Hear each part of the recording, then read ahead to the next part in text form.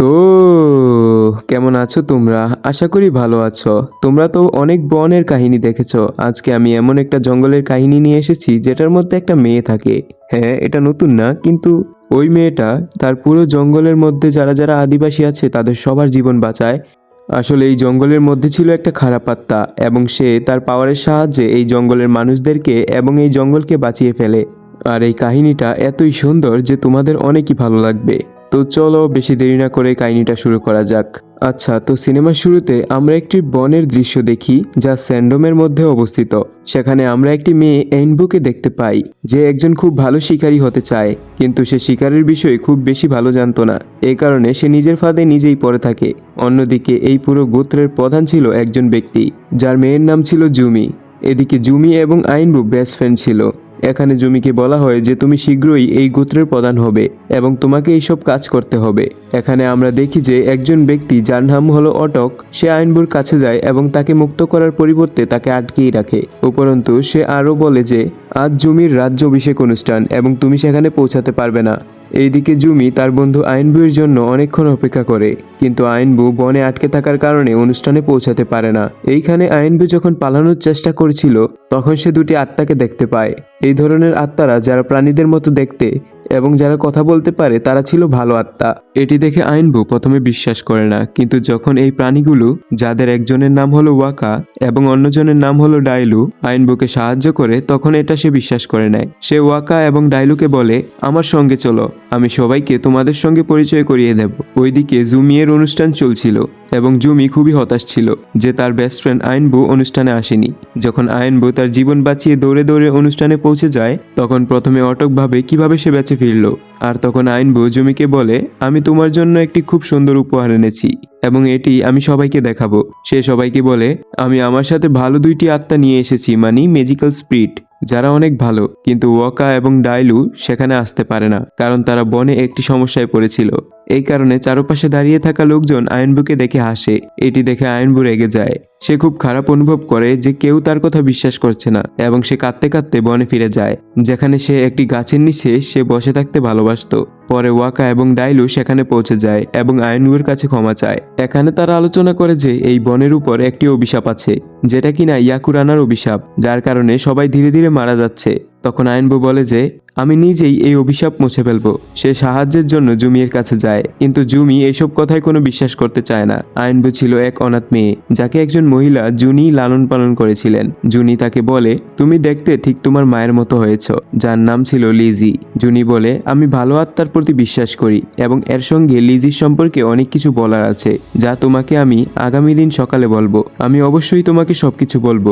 এই কথা ভেবে আইনবু ঘুমিয়ে পড়ে, কিন্তু দুজনের কথাগুলো এক ব্ল্যাক স্মোক এর ভিতরে স্নেক শুনছিল। পরের সকালে আইনবু ঘুম থেকে ওঠার পর সবার আগে জুমির কাছে চলে যায় এবং বলে যে আজ জুনি আমাকে আমার মায়ের সম্পর্কে বলবে, আমার মা কেমন ছিলেন, এর সঙ্গে সঙ্গে এই বনটির অভিশাপ কিভাবে ভাঙা যাবে সেটাও বলবে। এরপর জুমি এবং আইনবু দুজনেই জুমির জায়গায় পৌঁছায়। তারা দেখতে পায় যে জুনি আর জীবিত নেই। এরপর অটক সেখানে আসে এবং জুনিকে পরীক্ষা করে বলে যে জুনি মারা গেছে এবং এই সব কিছুর পিছনে একটা কারণ রয়েছে, আর সেটি হলো আইনবুর উপর অভিশাপ লেগেছে এবং আইনবুর এই অভিশাপের কারণেই বনের উপর অভিশাপ লেগেছে। যদি সে এই বন ছেড়ে চলে যায় তবে সবকিছু অটোমেটিক্যালি ঠিক হয়ে যাবে। এটি শুনে আইনবুর খুব খারাপ লাগে। এরপর জুমি অটককে বকাঝকা করে বলে যে এইসব বলার তোমার কি প্রয়োজন ছিল। অটক বলে যে আমি বনের ভিতরে যাব এবং আইনবুকে ধরবো এবং তাকে মেরে ফেলবো। তখন জুমি বলে যে এখন আমি এই বনের নেতা, আমি তোমাকে আদেশ দিচ্ছি তুমি এমন কিছুই করবে না। কিন্তু অটক তারপরেও জুমির কথা না শুনে আইনবুকে খুঁজতে বনের দিকে চলে যায়। এদিকে আইনবুকে জুনি বলেছিল যে বনের অভিশাপ ভাঙতে হলে তাকে মোটলো মামার সঙ্গে দেখা করতে হবে, সেই তাকে পরবর্তীতে সবকিছু জানিয়ে দেবে।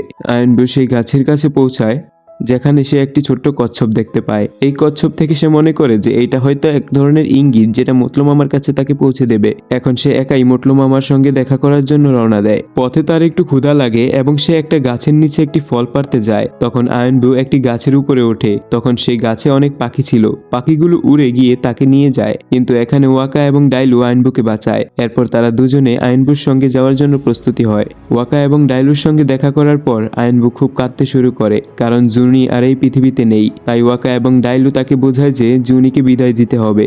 এখানে আয়নবু ইতিমধ্যেই জুনিকে বিদায় জানিয়েছে। জুমি এখন প্রধানের পাশে বসে বলে যে অটক আমার কোনো কথাই শোনেনি। আমি তাকে বনের মধ্যে আয়নবুকে অনুসরণ করতে নিষেধ করেছিলাম, কিন্তু সে তা শুনল না। তখন প্রধান বলে যে তুমি এখন এখানকার নতুন নেতা, তুমি দুইজন যোদ্ধা নও এবং অটককে ফিরিয়ে নিয়ে এসো। এখানে জুমি আয়নবুকে খুঁজতে এবং অটককে ফিরিয়ে আনতে রওনা দেয়। এদিকে ওয়াকা এবং ডাইলু আয়নবুকে তীর চালানোর প্রশিক্ষণ দিচ্ছিল, কারণ এখনও সে সঠিকভাবে তীর চালাতে পারে না। তার কাছে তীরও খুব কম ছিল। তখন ডাইলু একটি তীর বের করে আয়নবুকে দেয় এবং বলে এটি তোমার জন্য, এটি পরে তোমার অনেক কাজে লাগবে। এখন তারা সবাই একটি ঝর্ণার কাছে পৌঁছে যায়, যার অন্য পাশের দিকে যেতে সবাইকে নিষেধ করা হয়েছিল, কারণ এখানে ইয়াকুরানা থাকতো। ইয়াকুরানা ছিল একটি দুষ্ট আত্মা, অর্থাৎ ব্যাড ইভিল স্পিরিট। যখন আয়নবু নদীর অন্য পাশে পৌঁছায় তখন সে শহরের মানুষদের এবং অনেক যন্ত্রপাতি দেখে যেগুলো বন খননের জন্য এসেছিল। সেখানে কাজ করা একজন বিজ্ঞানী আয়নবুকে দেখে ফেলে এবং তাকে প্রায় বশ করতেই যাচ্ছিল। তখনই ওয়াকা এবং ডাইলু এসে আয়নবুকে বাঁচায়। এখন এই তিনজন নিজেদের যান বাঁচাতে দৌড়াতে থাকে, কারণ ইয়াকুরানা তাদের তাড়া করছিল।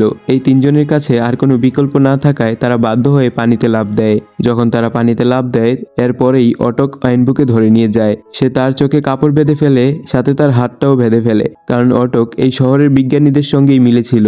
কিন্তু আয়নবু কোনোভাবে অটকের হাত থেকে পালাতে সক্ষম হয়। অটক তাকে ধাওয়া করার পরেও সে পালিয়ে যায়। কিন্তু সেই মুহূর্তেই বনের ভিতরে কিছু হালচাল শুরু হয়, যার কারণে মাটির পুরো পৃষ্ঠ একটি বিশাল কম্পন তৈরি হয়, অর্থাৎ ভূমিকম্প হয় আর কি। আয়নবু গভীর জলে পড়ে যায়, কিন্তু সেখানকার কিছু ছোট ছোট কচ্ছপ তাকে তুলে নিয়ে পানির অন্য পৃষ্ঠে নিয়ে যায়। সেই জায়গাটি দেখতে খুবই সুন্দর ছিল। আয়নবু এমন কোনো জায়গায় আগে কখনোই দেখেনি এবং যায়নি। এরপর সে মোটলু মামার সঙ্গে দেখা করে। এখানে আয়নবু তাকে বলে যে জুনি মারা গেছে। এর সঙ্গে মোটলু মামা তাকে বলে যে তুমি দেখতে একদম তোমার মা লিজির মতো হয়েছ। তখন আয়নবু বলে যে আমাকে বাদ দিয়ে সবাই আমার মায়ের ব্যাপারে জানে, আপনি আমাকে সাহায্য করুন, বনের সবাই ধীরে ধীরে মারা যাচ্ছে। মোটলু মামা আয়নবুকে বলে যে আমি এটা করতে পারবো না, কিন্তু তোমাকে এই কাজের জন্য নির্বাচন করা হয়েছে। তোমাকে অনেক দূরে সেই আগ্নেয়গিরির কাছে যেতে হবে, যেখানে তুমি অনেক বড় একটা স্লথ খুঁজে পাবে, যা একটি বিশাল বড় প্রাণী। সেখান থেকে তোমাকে একটি চাঁদের পাথর আনতে হবে।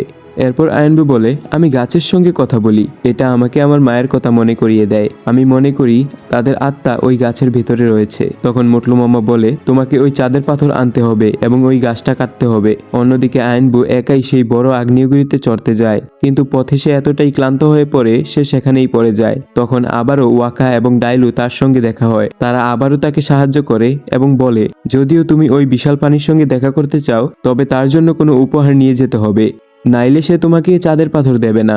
সম্ভব হলে পুরো গাছটাই নিয়ে যাও তার জন্য।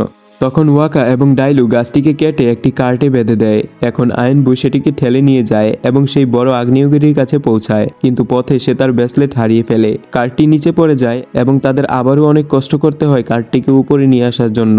এদিকে জুমি আয়নবু এবং অটককে খুঁজতে থাকে, যেখানে জুমি অটককে এবং ওই বিজ্ঞানীর সঙ্গে দেখা করে। বিজ্ঞানী জুমিকে বলে আমার কাছে অনেক ওষুধ আছে, তোমার বনের কোনো অভিশাপ নেই, বরং এগুলো শুধু রোগ। যদি তুমি এই ওষুধ ব্যবহার করো তবে সবাই সুস্থ হয়ে যাবে। বিনিময়ে তুমি আমাকে শুধু বলবে তোমার গলায় যে সোনার গয়না রয়েছে সেটি আমি কোথায় খুঁজে পাবো। তখন জুমি বলে প্রথমে তুমি আমার বাবাকে ভালো করো, তারপর আমি তোমাকে বলবো সোনা কোথায় খুঁজে পাবে। অন্যদিকে আয়নবু ওয়াকা এবং ডাইলুর সঙ্গে সেই স্লটের কাছে পৌঁছায় এবং তাকে বলে আমি তোমার জন্য একটি খুব ভালো উপহার নিয়ে এসেছি, এই বড় গাছটি শুধু তোমার জন্য এনেছি। স্লটটি এতে খুশি হয় এবং তাদের চাঁদের পাথর দিয়ে দেয়, কিন্তু আয়নবু মনে করে এটা আসল চাঁদের পাথর না, এটাতে কোনো কাজেই আসবে না। তখন স্লট চাঁদের পাথরটিকে একটি ছুরিতে রূপান্তরিত করে এবং আয়নবুকে দিয়ে দেয়। তারা সবাই মনে করে যে এই বিষয়টি খুব সহজেই হয়ে গেছে, কিন্তু তারা ভাবে এই কাজটি এত সহজে হওয়ার কথা ছিল। এরপরে আগ্নেয়গিরির আগ্নিত্যপাত শুরু হয়। তিনজনেই তাদের জীবন বাঁচিয়ে দৌড়ে পালাতে শুরু করে এবং স্লটের কাছ থেকে একটি উড়ন্ত ফ্যানও নিয়ে যায়। তিনজনেই সেখান থেকে লাফ দেওয়ার পরিকল্পনা করে, কিন্তু ওয়াকা বলে আমি খুব ভারী, যার কারণে এই ফ্যানটা ভেঙে যাবে, তাই তোমরা দুজন যাও, আমি নিচে তোমাদের সঙ্গে দেখা করব। আয়নবু এবং ডাইলু ফ্যানের মধ্যে বসে নিচে নেমে আসে, আর ওয়াকা তার জীবন বাঁচানোর জন্য পায়ে হেঁটে দৌড়াতে থাকে। অবশেষে তিনজনেই এক জায়গায় মিলিত হয়। আয়নবুর হাতে চাঁদের পাথর অর্থাৎ চাঁদের ছুরিটি ছিল। এরপর জুমি সেখানে এসে তাদের সঙ্গে দেখা করে। দুজনেই একে অপরকে দেখে খুব খুশি হয়ে যায় এবং বলে আমরা কখনো ভাবিনি যে আমাদের আবারও একে অপরের সঙ্গে দেখা হবে। জুমি বলে আমার বাবার স্বাস্থ্য অনেকটাই ভালো হতে শুরু করেছে, বিজ্ঞানী আমাদেরকে ভালো ওষুধ দিয়েছে, তুমি ওখানে গিয়ে দেখে আসো। আয়নবু ও জুমির সঙ্গে তার বাড়িতে চলে যায়। সেখানে সে অটক এবং একই বিজ্ঞানীর সঙ্গে দেখা করে। আইনবু বলে এই বিজ্ঞানী একজন খুবই মিথ্যাবাদী ব্যক্তি, সে আমাদের পুরো বন ধ্বংস করতে যাচ্ছে। এর পাশাপাশি ইয়াকুরানাও এখানে রয়েছে। এতে জুমি রেগে গিয়ে আইনবুকে বকাচকা করে এবং বলে তুমি মিথ্যা বলছো, এই মানুষটি খুবই ভালো। এরপর আইনবু রাগ করে নিজের বাড়ির দিকে চলে যায়। বিজ্ঞানী আইনবুকে অনুসরণ করতে করতে তার বাড়িতে পৌঁছে যায়, কিন্তু আইনবু কোনোভাবে নিজের প্রাণ বাঁচিয়ে সেখান থেকে পালিয়ে যায়। অটক এই ঘটনাটি দেখে এবং যখন সে বিজ্ঞানীর কাছে পৌঁছায় বিজ্ঞানী তাকে গলা ধরে উপরে তুলে ফেলে। তখন অটক বুঝতে পারে যে আইনবুই ঠিক বলেছিল, বিজ্ঞানীর মধ্যে ইয়াকুরানার খারাপ আত্মা অর্থাৎ ইভিল স্পিরিট প্রবেশ করেছে এবং সে আসলে অনেক খারাপ একটি আত্মা। এখন অটক বুঝতে পারে যে তাকে আইনবুকে সাহায্য করতে হবে। এদিকে ওয়াকা এবং ডাইলু আইনবুর সঙ্গে ছিল। এরপর অটক তাদের সঙ্গে যোগ দেয় এবং সাহায্যের প্রস্তাব দেয়, কিন্তু ততক্ষণে অনেক দেরি হয়ে গেছে। ইয়াকুরানা ইতিমধ্যেই তার জাদু দিয়ে জুমি এবং প্রধানকে বশ করে ফেলেছে।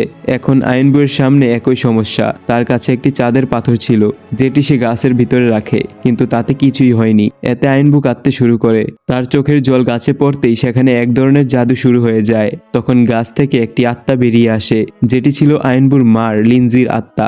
আইনবু এবং তার মার পুনর্মিলন হয়। আইনবু তার মাকে সবকিছু জানায় যে কিভাবে ইয়াকুরানার আত্মা সবকিছু ধ্বংস করে দিচ্ছে। তখন লিনজি তাকে সেই তীরটি দেয় এবং বলে এটি তোমার এখন কাজে আসবে। লিনজি বনের দিকে আসতে থাকা বিশাল খনন যন্ত্রের লোকগুলোকে থামাতে এগিয়ে যায়। অন্যদিকে আইনবু, ডাইলু, অটক, জুমি এবং প্রধানের কাছে পৌঁছায়। তারা দেখে ইয়াকুরানা তার জাদু দিয়ে গ্রামের সবাইকে বশ করছে। এরপরে লিজনি এসে বিজ্ঞানীকে উইল নামে ডাক দেয়। এখানে তারা জানতে পারে যে বহু বছর আগে লিনজি বনের একজন জাদুকরকে নিয়ে এসেছিল যার নাম ছিল উইল, কিন্তু অটক সেই ঘটনাটি মোটেও পছন্দ করেনি। সে সবার সামনে বলে যে উইল লিনজিকে জাদু করেছে, যার কারণে দুজনেই মারা যায়। আর এজন্য অটকের আইনবুর উপরও রাগ ছিল। সে লিজনিকেও পছন্দ করত না, তবে বনটির আত্মা লিজনিকে রক্ষা করেছিল, কিন্তু উইলের উপর ইয়াকুরানার আত্মা প্রবেশ করে। এরপর এই বিজ্ঞানী পুরোপুরি একজন খারাপ আত্মায় পরিণত হয়। এখন যা করার আইনবুকেই করতে হবে। এদিকে ইয়াকুরানা জুমিকে তার সঙ্গে নিয়ে যায়। তখন লিজনি তার মেয়ে আইনবুকে অনুপ্রাণিত করে এবং বলে তোমাকে ইয়াকুরানাকে পরাজিত করতে হবে, কারণ কেবলমাত্র তুমিই এটা করতে পারবে। এরপর আইনবু ইয়াকুরানাকে ভালোভাবে পরাজিত করতে সক্ষম হয়। আইনবু ইয়াকুরানার দিকে তাক করে এবং একটি তীর চালিয়ে দেয়, যা ইয়াকুরানাকে চিরতরে ধ্বংস করে দেয়। এরপর বিজ্ঞানী এবং উইল উভয়ই তার দখল থেকে মুক্তি পায়। তবে জুমি তখনও উপরে ঝুলেছিল। তখন তাকে বলা হয় লাফ দাও, আমরা তোমাকে বাঁচাবো। অবশেষে জুমিও রক্ষা পায়। এরপর থেকে লিজনি এবং উইল অর্থাৎ আইনবুর মা এবং বাবা চলে যাওয়ার সময় আসে। আরে শালা, এরা ওর বাবা আসলো। আইনবু তাদের জড়িয়ে ধরে বিদায় জানায়। এরপর এই দুই অভিভাবক আবারও সেই একই গাছের ভিতরে মিশে যায়। জুমি এবং আইনবু আবারও একসঙ্গে হয়ে যায়। ওয়াকা এবং ডাইলু তাদের কাছে থাকতে শুরু করে এবং অটক বলে যে লিজনি এবং উইল, যদি তোমরা আপত্তি না করো তবে আজ থেকে আইনবুর দায়িত্ব আমার। এবং এখানেই এই সিনেমাটি শেষ হয়ে যায়।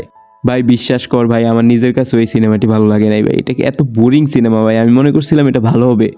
তোমাদের কাছে আমি অনেক সরি যে এটা অনেক খারাপ একটা সিনেমা, আমার থেকে তো খারাপ লাগছে। যদি কারোর থেকে ভালো লেগে থাকে আমার কিছু বলার নাই, লাগতেও পারে, বলা যায় না কার টেস্ট কিরকম। তো কেমন লাগছে এটা কমেন্টে জানিয়ে দিও। আর আজকের মতো বিদায় নিচ্ছি, আল্লাহ হাফেজ। আর হ্যাঁ, গোপনে সাবস্ক্রাইবটা করতে ভুলো না কিন্তু, ঠিক আছে? সাবস্ক্রাইবটা করে দিবা, ভালো ছেলে তো তুমি না? ভালো মেয়ে হলে আরও আগে সাবস্ক্রাইব করে দিবা। আর হ্যাঁ, বেল আইকনটাও চেপে দিও। বাই বাই, আল্লাহ হাফেজ।